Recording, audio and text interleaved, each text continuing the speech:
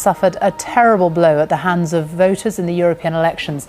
The results are even worse than expected, with Labour polling just 15.3% of the vote, its worst election result since the Second World War. They were beaten into third place by the Conservatives and UKIP.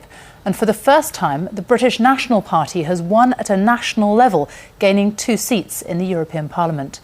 In another first, Wales has turned Tory for the first time in almost a century. Well, it was a long and painful night for Labour, with many now questioning whether Gordon Brown can hold on to power. Just a warning, there is flash photography in Vicky Young's report.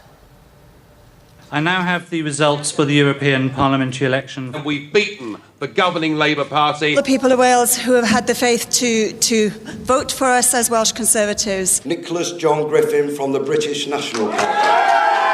Around the country, Labour's vote collapsed in spectacular fashion. Their candidates left on the sidelines, defeated and dejected. With just 15% of the vote, the results are Labour's worst since they became a national party in 1918. In 2 English regions, they were beaten into 5th place behind the Greens.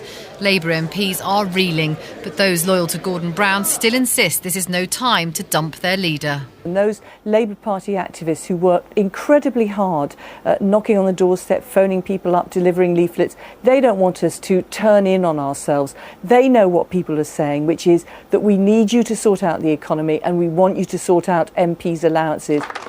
Yesterday, Mr Brown was defiant, insisting he wouldn't walk away from the job.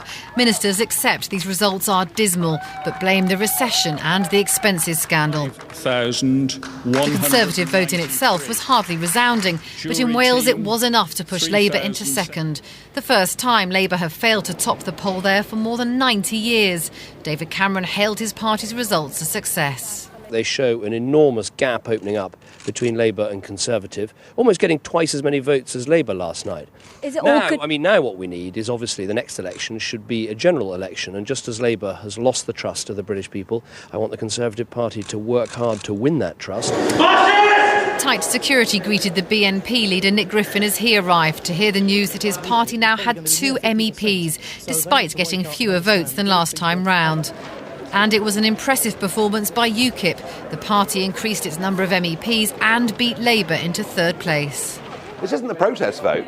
I heard that back in 2004, and I heard that back in 99. We've got a good track record in these European elections, and we came third nationally in 2004, which surprised everybody. They all said it was a flash in the pan, it would never happen again, it was a fluke. And this time we've come second nationally, so we're very, very pleased this morning. The Liberal Democrat leader believes the local and European election results show his party gaining at Labour's expense. We held our own. We actually added an MEP.